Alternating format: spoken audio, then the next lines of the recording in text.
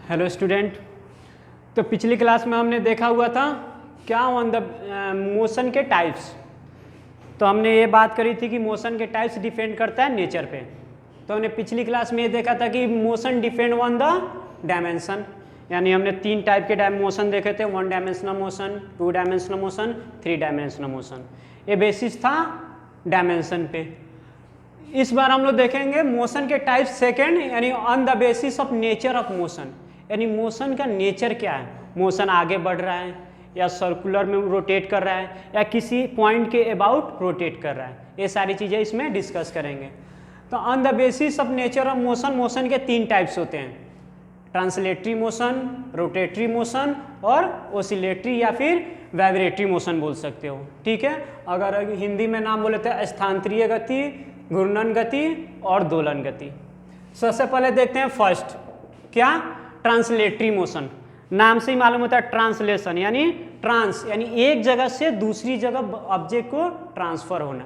Translatory motion में जैसे कि मान लो कोई एक ऑब्जेक्ट है यहाँ पर, ठीक है, थोड़ी देर के बाद ऑब्जेक्ट एक जगह से दूसरी जगह चला गया, यानी देखो तो एक जगह से दूसरी जगह विथ रिस्पेक्ट टू टाइम, समय के साथ ऑब्जेक्ट अपना जगह चेंज कर रहा है, स्थान चेंज कर रहा है। दिस इज कॉल्ड स्थानांतरीय गति यानी ट्रांसलेटरी मोशन। जैसे कोई आप ले लो, आपको भी सड़क पे चल रहे हो, साइकिल चला रहे हो, बाइक चला रहे हो, कोई भी गाड़ी चल रही है, सारी ट्रांसलेटरी मोशन में आती है, क्योंकि सबका क्या होता है, एक जगह से दूसरी जगह स्थान चेंज होता है विथ रिस्पेक्ट टू टाइम, यानी टाइम के साथ सबकी पोजीशन चेंज होती है। तो अगर इसका सही से एक्सप्लेनेशन करना चाहो तो एक एग्जांपल डाल दो, यानी motion of bike, motion of किसी व्हीकल्स, जो भी गाड़ी वगैरह होता है उनका मोशन सारे किस में आ जाते हैं, ट्रांसलेटरी मोशन में।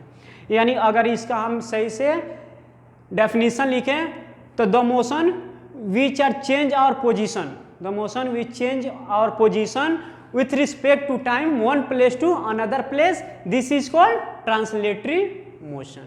ठीक है, अब आता है रोटेटरी मोशन, यानी वैसा मोशन जो रोटेट करते हुए एक जगह से दूसरी जगह जाएगा, जैसे फैन।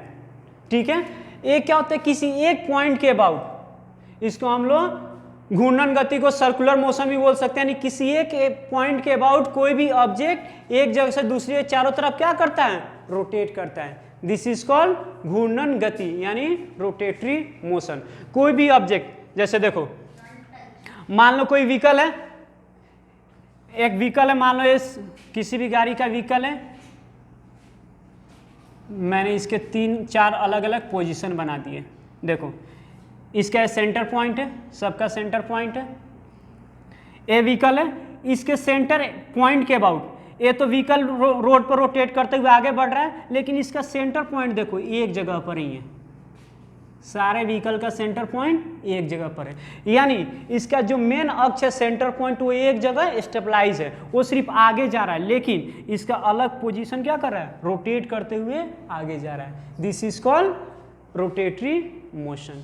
ठीक है, अब आते हैं दोलन या कंपन गति यानी ओसिलेटरी मोशन। ये मेनली आपको 11th में ही एक अलग से ही चैप्टर पढ़ने को आएगा, जिसको हम लोग रोटेटरी मोशन का SMH बोलते हैं, यानी सिंपल हार्मोनिक मोशन। एक अलग चैप्टर आएगा, उस समय डिस्कस करेंगे। ये एक ऐसा तरह का मोशन होता है कि अगर किसी एक पॉइंट के अबाउट, किसी एक पॉइंट के अबाउट कोई भी ऑब्जेक्ट अपने पाथ को बार बार फॉलो करे, यानी एक बार जो उसने अपनी पाथ बनाई उसी पाथ को बार बार क्या करे, फॉलो करे। This is called vibratory motion या फिर ओसिलेटरी मोशन। जैसे आपने देखा होगा वो घड़ी का 2 दोलन होता है, वो जो घड़ी की वो नीचे जो टाइम टेबल के लिए बनाया जाता है, देखना एक पॉइंट के अबाउट वो इधर जाएगा, फिर यहाँ पर अपने ओरिजिनल पॉइंट पर आएगा, फिर अपर जाएगा, फिर यहाँ से ओरिजिनल पॉइंट पर आएगा, फिर अपर जाएगा।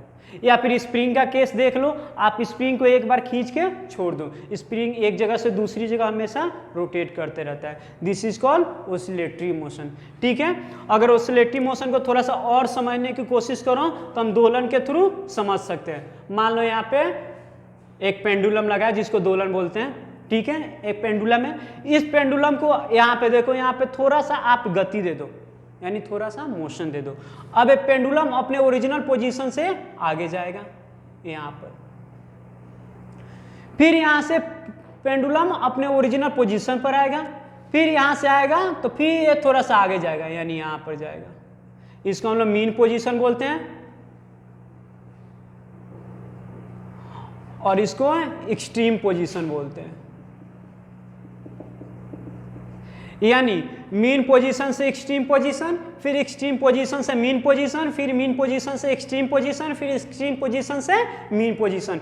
इस तरह की अगर कोई भी गति होती है तो उस गति को हम लोग क्या बोलते हैं? Vibratory motion. ठीक है, तो आपने देखा कि मोशन के एक्चुअली जानो तो 6 टाइप्स हो गए। One on the basis of dimension हमने 3 पढ़े थे, कौन कौन से? 1 डायमेंशनल मोशन, 2 डायमेंशनल मोशन और 3 dimensional motion. Now on the basis of nature of motion, so they are the 3 types of motion on the basis of nature. First, translatory motion, rotatory motion, vibratory motion, यानी there are the 6 types of motion.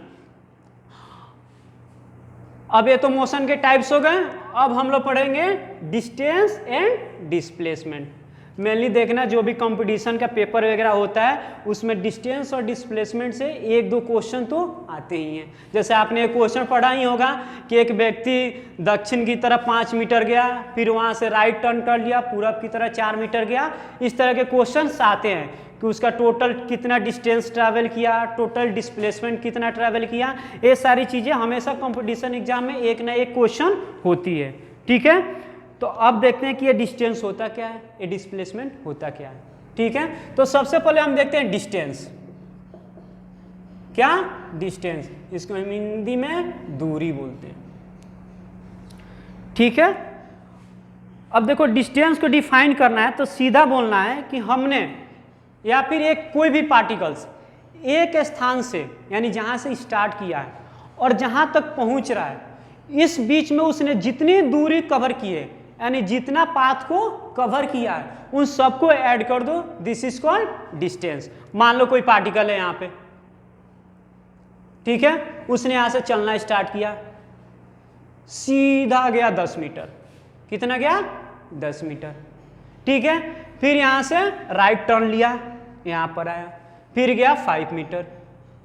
ठीक है, फिर यहां से right turn लिया, इधर गया 10, मान लो 7 मीटर, यहां पर पहुंचा।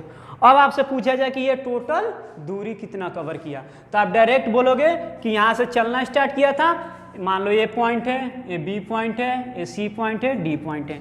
यानी अगर हम दूरी निकालें यानी डिस्टेंस, तो सीधा बोलेंगे क्या कि पहले ए बी गया प्लस बी सी गया प्लस सी डी गया, यानी A B 10 metre, B C 5 metre और सी डी 7 मीटर। टोटल कितना हुआ?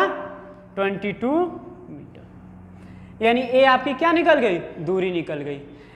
तो देखो दूरी का कोई आपने 2 चीज़ें पढ़ी होगी, वेक्टर और स्केलर। नहीं पढ़ी, हम नेक्स्ट वीडियो में इस पे डिस्कशन करेंगे वेक्टर और स्केलर क्या होता है, यानी सदिश और अदिश राशि।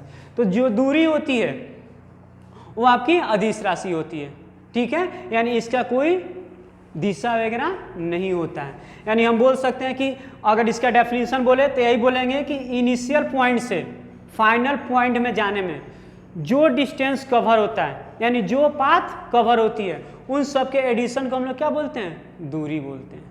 ठीक है, अब ये दूरी का अगर देखें तो दूरी को अगर ऐसा यूनिट में बात करें तो इसका मीटर भी होता है, सेंटीमीटर भी होता है, ठीक है, किलोमीटर भी होता है। दूरी को अलग अलग हम लोग यूनिट में कन्वर्ट कर सकते हैं। ठीक है, तो इस वीडियो में इतना ही। नेक्स्ट वीडियो में हम लोग डिस्प्लेसमेंट के बारे में जानेंगे। Thank you.